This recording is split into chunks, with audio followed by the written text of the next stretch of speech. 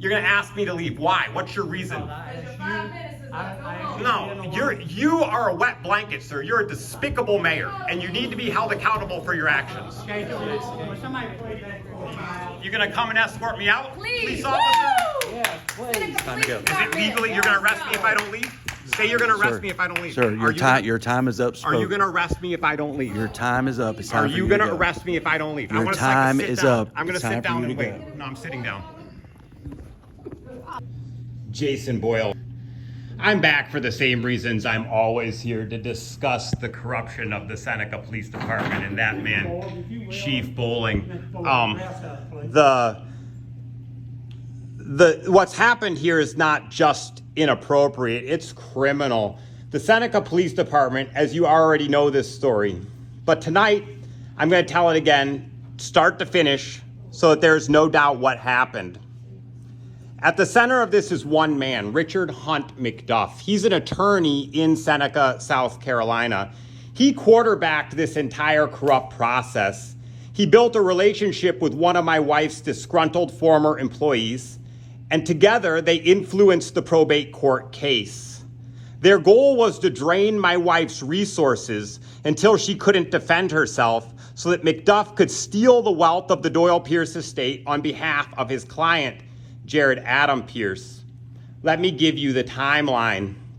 In December 2020, my wife, an accomplished Black immigrant and business leader, left briefly for a visit to family and take part in a political movement. She had been planning the trip for many months before her husband died.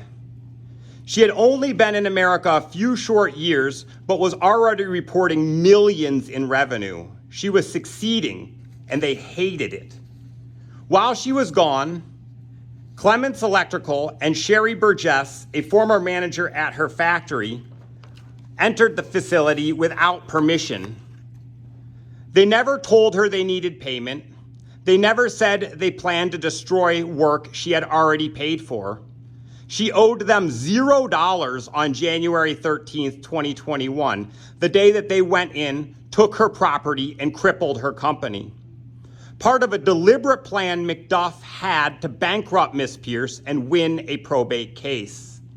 At the time, her business was just about to open, ready to produce much-needed face masks, employ people, and contribute to bringing manufacturing back to America. The Seneca police even have photos of the stolen equipment sitting in the back of a Clements Electrical truck. That they should have been an easy theft case, but it wasn't, because exposing it would have revealed a deeper network of corruption in the area. And McDuff was right there in the middle of it, influencing the investigation. McDuff stayed behind the scenes, talking with my wife's former employees, encouraging them to destroy her reputation and her business. He told them she wasn't coming back to America, giving them the confidence to take her property. They knew they had no legal right to do it. They all had her direct contact information, but none of them called her. They planned and organized a retaliation on behalf of Richard Hunt McDuff. In deposition, McDuff admitted to having private conversations with the Seneca police about this case, including knowledge of details of reports that were never made public. Ask yourself, why is a private attorney with an obvious conflict of interest discussing a breaking and entering case with the police? My wife made a criminal complaint, and the Seneca police made a choice not to pursue justice. Do you think they would have done the same if it was a prominent white business owner? Absolutely not. The truth is simple. A successful Black woman building wealth and influence in a small town was never going to be welcomed by a certain group of people here.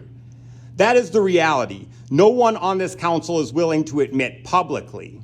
And why? It's money. The city administrator, Scott Mulder, makes $225,000 a year. Each of you council members make around $70,000 a year, as far as I can tell. That's the kind of money that keeps people in line. It makes even Black representatives on this council stay silent about the racial disparities in Seneca and Oconee County. McDuff's strategy did not work. He should have Googled my wife first. He assumed she was a helpless black immigrant he could steamroll without a second thought for morality.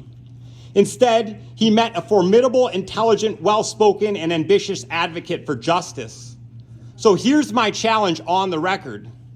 I have accused Chief Bowling, Mike Terramano, Richard Hunt McDuff, Keith Denny, Gruber Cyrus, and many more of serious misconduct. If I were lying, this would constitute defamation. If anything I've said is false, sue me for defamation. Of course, they will not, because all the available evidence shows I'm telling nothing but the truth. I'm not afraid of the facts. I have lived them. And I will keep telling this story over and over until this council stands up and demands a police department that serves everyone equally, without backroom deals, without favoritism, and without fear. Thank you all so much. Don't be recording me on your camera. I got you. You're gonna ask me to leave. Why? What's your reason? No, you are a wet blanket, sir. You're a despicable mayor, and you need to be held accountable for your actions. You're gonna come and escort me out, police officer? Yeah, please. Time to go. Is it legally you're gonna arrest me if I don't leave? Say you're gonna arrest me if I don't leave. Sir, your time is up. Are you gonna arrest me if I don't leave? Your time is up. It's time Are for you to gonna go. arrest me if I don't leave? Your I want time to sit is down. up. I'm gonna It's time sit for down you and to wait. go. No, I'm sitting down.